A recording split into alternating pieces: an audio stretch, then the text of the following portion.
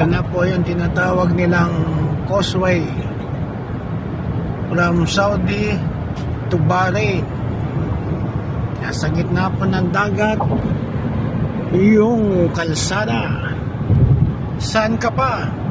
Dito ka na sa amin.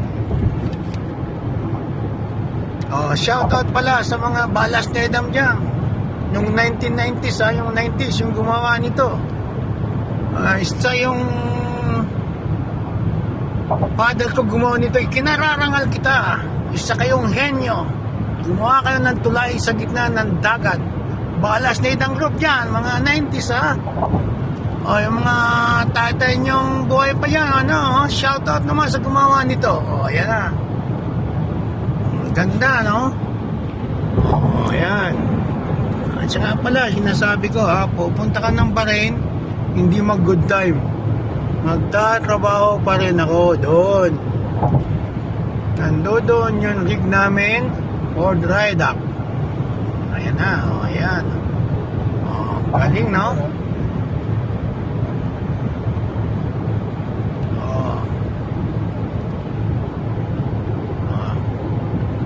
Medyo walang ganong traffic ngayon kasi Merkulis pa lang ngayon, no? Ayan, no? Ayan. Ang tagal na naman ako bago nakadaan dito.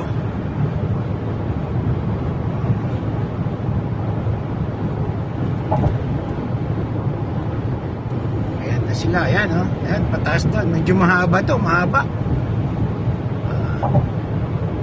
Hindi natin ito maubos na kompletong basta tandaan nyo kung nag-engineer nito kung anong lahi maayos. Ayan yan tulay pagkakinyat dyan. Ito pala itong lugar na to, sako pa to ng Saudi. Nasa Saudi pa tayo. Sa kabila noon may immigration na doon, immigration ng Saudi, saka immigration ng Bahrain. Wala mangyari, pagkadating namin sa dulo, except kami, tapos re-entry na naman doon papuntang Bahrain. Ayan, okay na.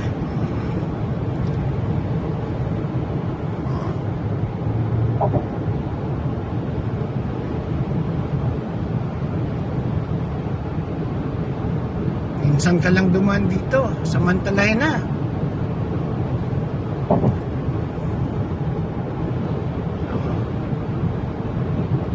Mahaba din, mahaba.